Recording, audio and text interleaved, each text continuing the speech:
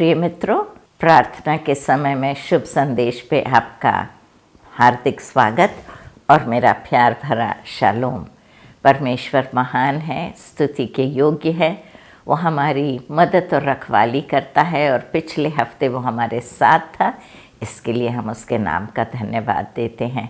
और इसके पहले कि हम आगे बढ़ें, हम एक बार फिर से आपको अपने प्रार्थना की योद्धाओं के विषय में याद दिलाना चाहते हैं कि यदि आप किसी भी समस्या का सामना कर रहे हैं या आप चाहते हैं कि कोई आपके साथ प्रार्थना करे, तो आप बेझिझक दिए गए नंबर्स पे उनसे संपर्क करें।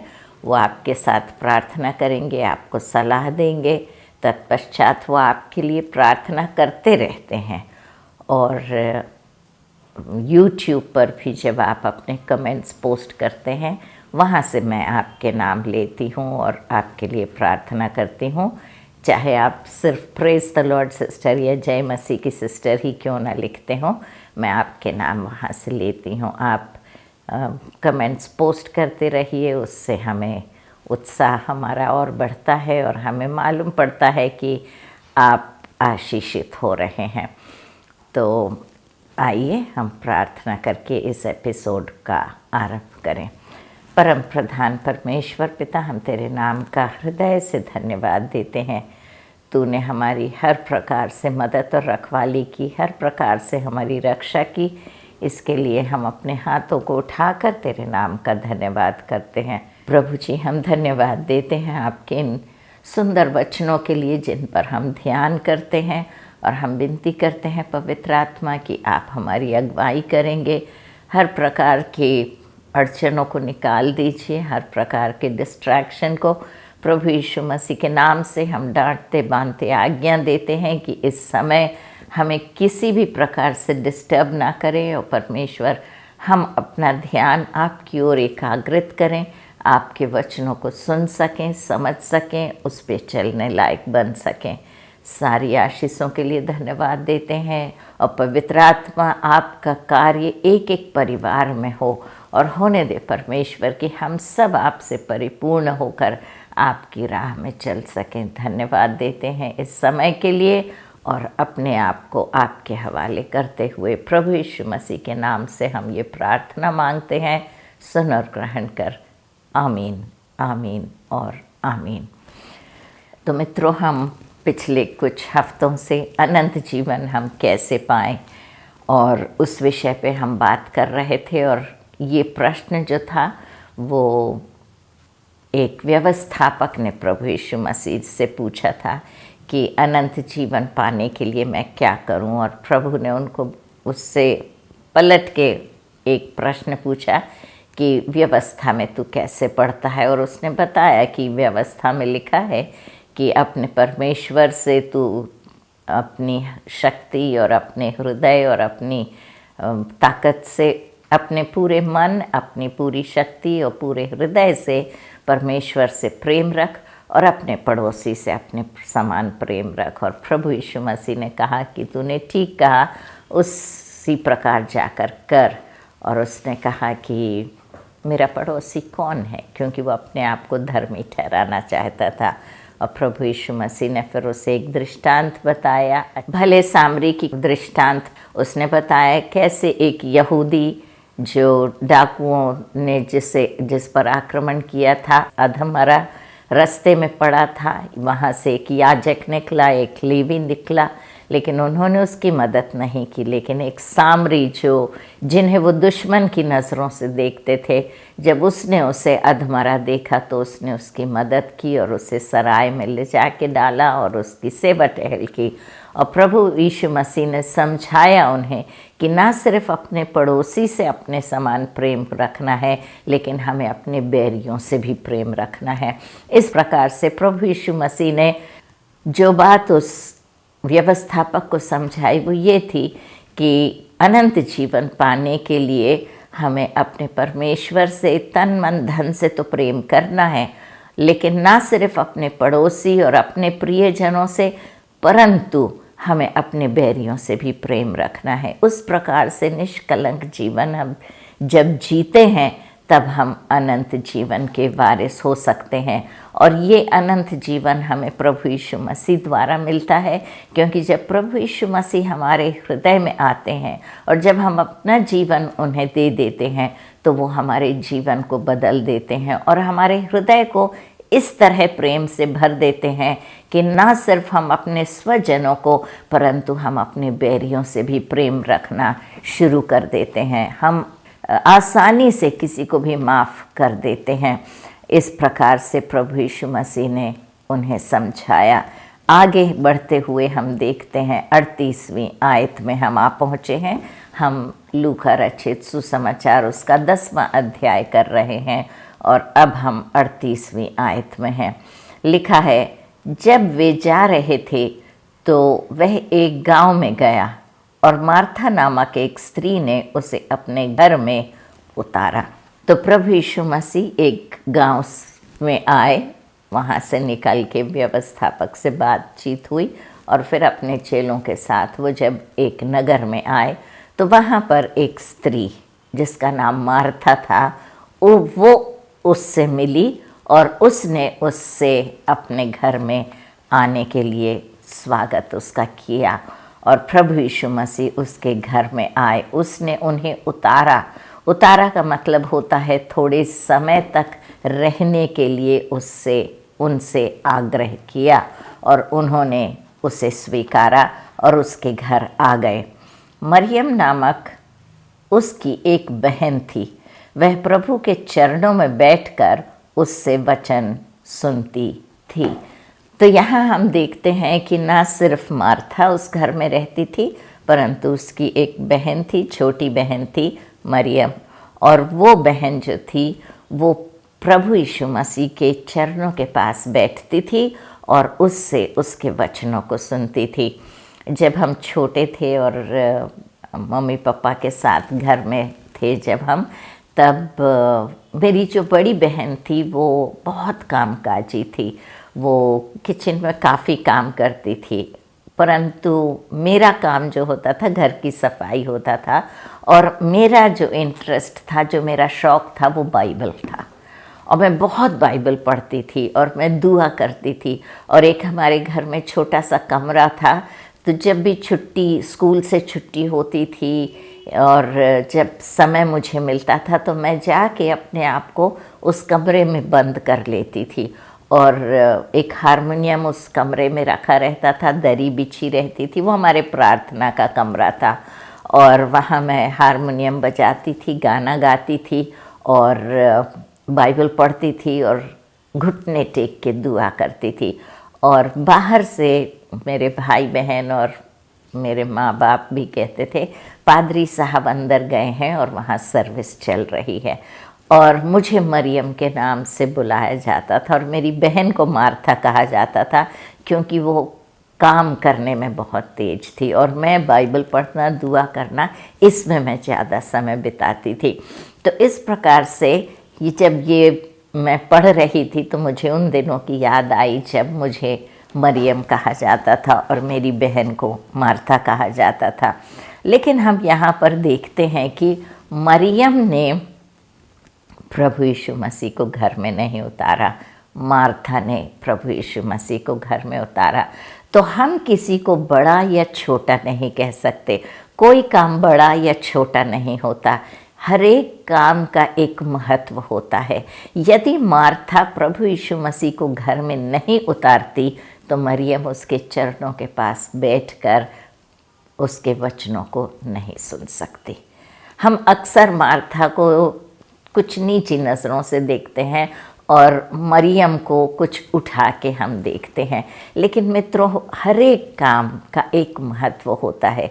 किसी भी चीज़ को ज़्यादा नहीं लेकिन एक मॉडरेशन में, एक उसका एक बैलेंस रहना चाहिए कि हम कोई भी चीज़ को बहुत ज़्यादा ना एक एक्सट्रीम पे ना ले जाएं, लेकिन हम उसे सधा हुआ और कितना करना चाहिए वो सोच समझ के करें।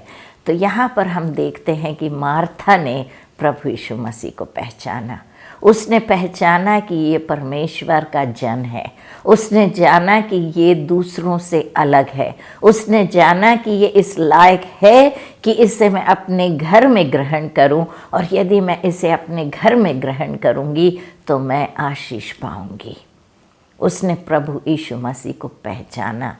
क्या हम प्रभु यीशु मसीह को आज पहचानते हैं? क्या हम अपना हृदय खोलकर अपने हृदय में उसे ग्रहण करते हैं? हमने पिछले हफ्ते वही बात सुनी थी कि अनंत जीवन पाने के लिए मैं क्या करूं? अनंत जीवन पाने के लिए प्रभु यीशु मसीह पर विश्वास कर तो तू और तेरा घराना उद्धार पाएगा। परमेश्वर के वचन में से हमने देखा था। तो हमें उद्धार पाने के लिए प्रभु यीशु मसीह को अपने हृदय में ग्रहण करना पड़ता है, और जिस घर में प्रभु यीशु मसीह आते हैं उस घर में उद्धार आता है। और मार्था के द्वारा इस परिवार में उद्धार आया है। तो हम मार्था को नीची नज़रों से ना देखें, परंतु हम उसकी इस भूमिका को समझ सकें। सबसे पहले उसने इस बात की शुरुआत की, उसने प्रभु यीशु मसीह को अपने घर में उतारा। और जब उसने प्रभु यीशु मसीह को अपने घर में उतारा तो हम दूसरी बात देखते हैं, मरियम उसके चरणों में आकर बैठ गई और वो उसकी बातें सुनने लगी, और उसमें उसे रुचि आई, और वो वहाँ पर चरणों से उठना नहीं चाहती थी। लिखा है, परंतु मार्था सेवा करते करते घबरा गई और उसके पास आकर कहने लगी।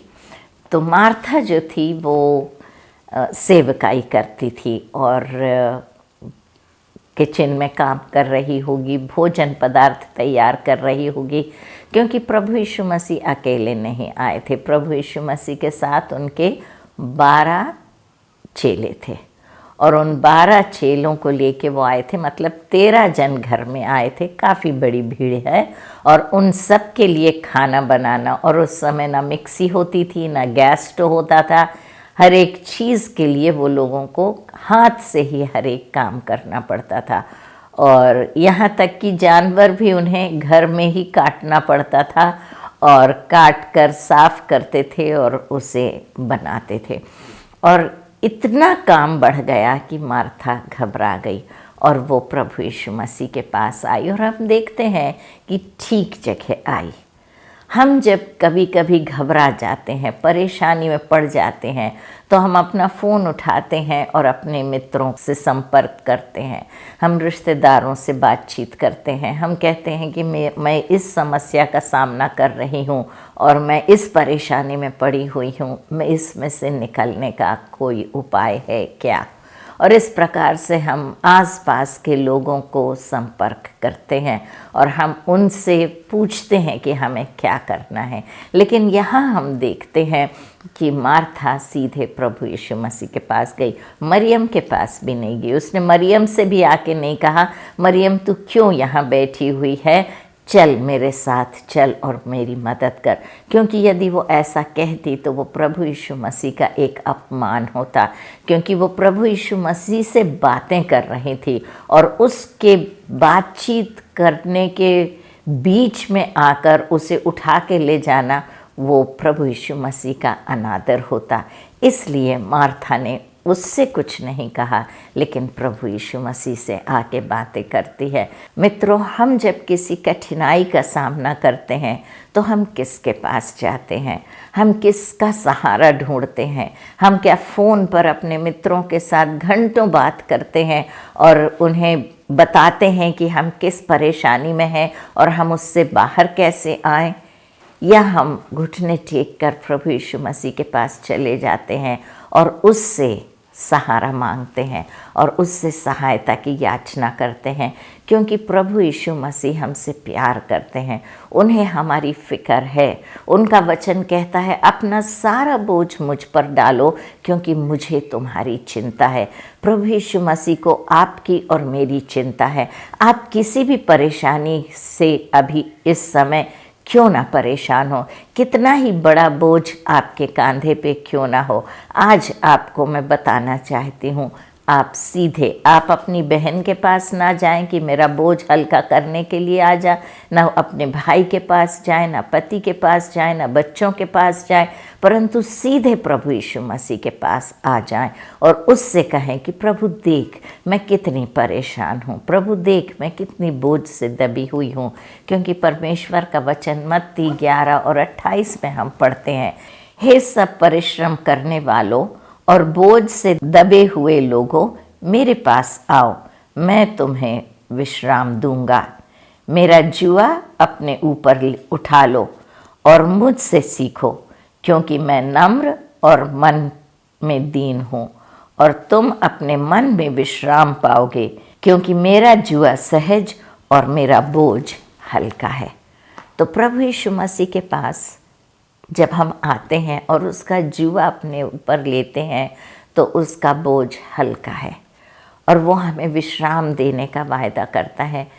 आप किस बोझ से दबे हुए हैं, किस बात से आप परेशान हैं, आज आप प्रभु यीशु मसीह के पास आ जाइए और वो आपके बोझ को हल्का करने का वायदा करता है।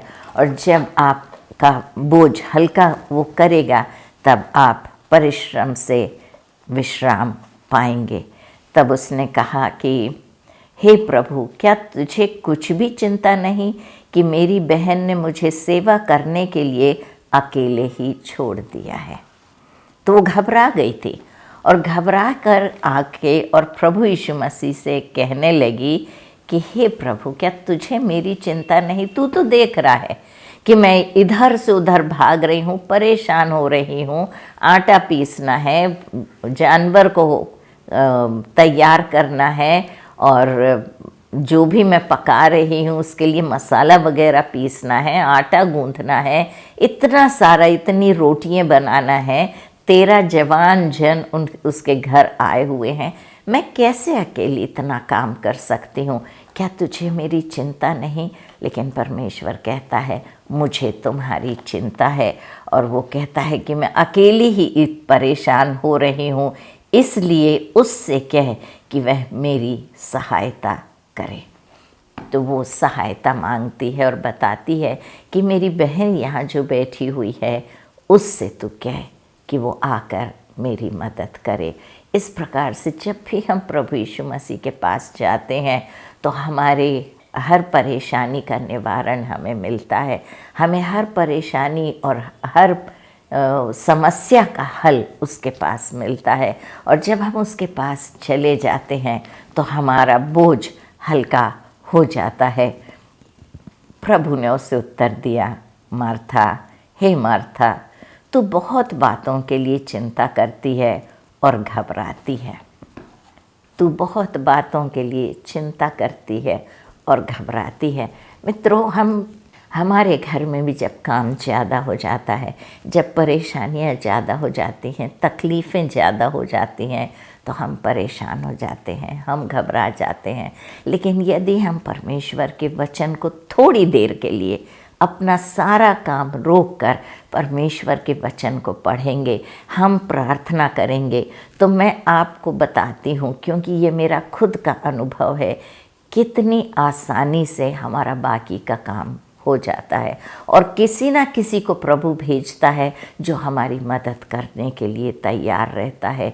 ये बहुत बार मैंने अनुभव किया है। जब भी मैं परेशान हुई हूँ, जब भी मैं काम मेरा ज़्यादा हो गया है, मैंने उस समय अपने काम को छोड़ा है और मैं बाइबल को उठा लिया है और मैंने परमेश्वर के वचन को पढ़ा है, उसके वायदे को उठाया है वहाँ से और उसके वायदे को उसे वापस याद दिलाया है और उसने अपने वायदे को पूरा किया है।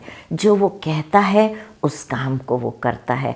आप इसे निभा कर देखिए। यदि हमें 10 मिनट दिए जाएं लकड़ी काटने के लिए, तो पहले 2 मिनट यदि हम कुल्हाड़ी को तेज कर लें तो हमारी लकड़ी जल्दी कट जाती है। यदि हम वैसी ही कुल्हाड़ी से लकड़ी काटने की कोशिश करेंगे तो हम सफल नहीं होंगे। मित्रों, जब हम परमेश्वर के वचन को पढ़ते हैं, जब हम प्रार्थना करते हैं, तो जैसे हम अपनी कुल्हाड़ी को तेज करते हैं और फिर हमारा काम आसानी से हो जाता है। और प्रभु यीशु मसीह ने कहा, तू क्यों इतना घबराती है, तू क्यों इतना परेशान होती है, परंतु एक बात आवश्यक है और उस उत्तम भाग को मरियम ने चुन लिया है जो उससे छीना नहीं जाएगा। तो घर का काम करना गलत बात नहीं है, घर का काम करना ज़रूरी है। प्रभु यीशु मसीह की सेवकाई करना गलत बात नहीं है। यदि वो सेवकाई नहीं करती तो वो सारे लोग क्या खाना खाते।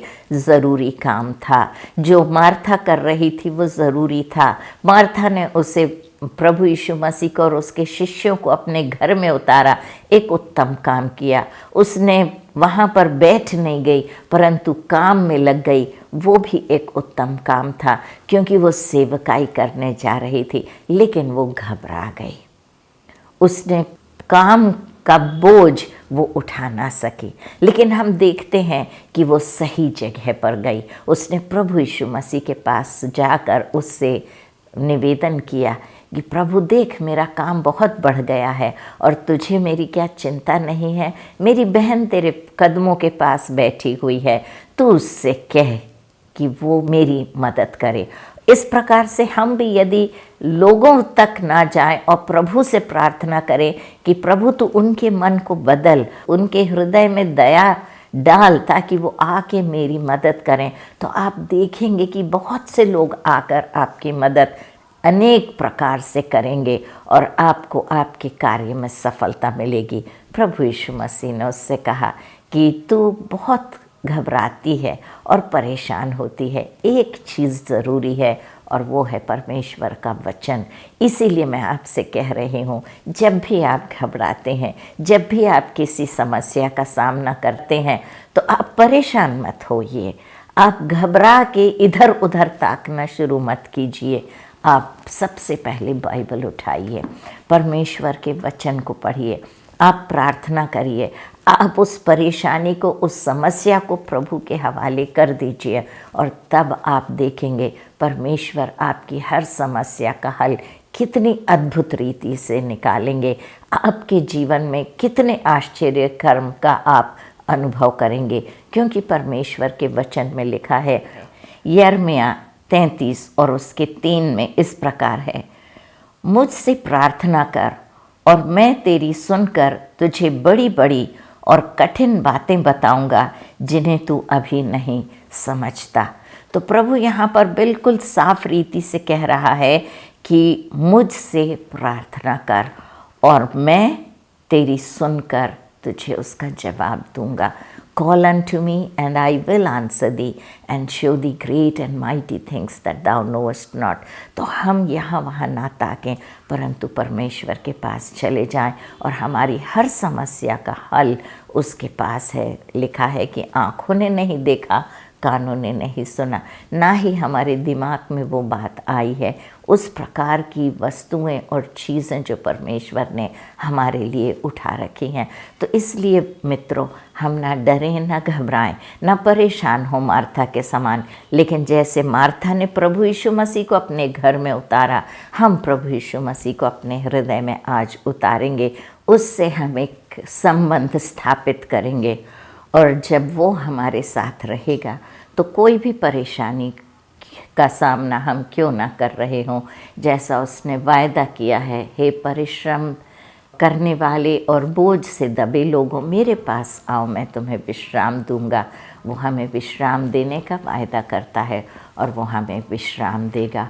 और जैसे मरियम प्रभु यीशु मसीह के चरणों में बैठ के उसके वचनों को सुनती थी और उससे शांति और सांत्वना पाती थी, उस प्रकार से हम परमेश्वर के वचनों को ना भूलें, हम उसे ग्रहण करें, उसका स्वागत करें, उसकी सेवकाई करें, लेकिन हम उसके वचनों पर भी ध्यान दें, हम उसके साथ समय बिताएं।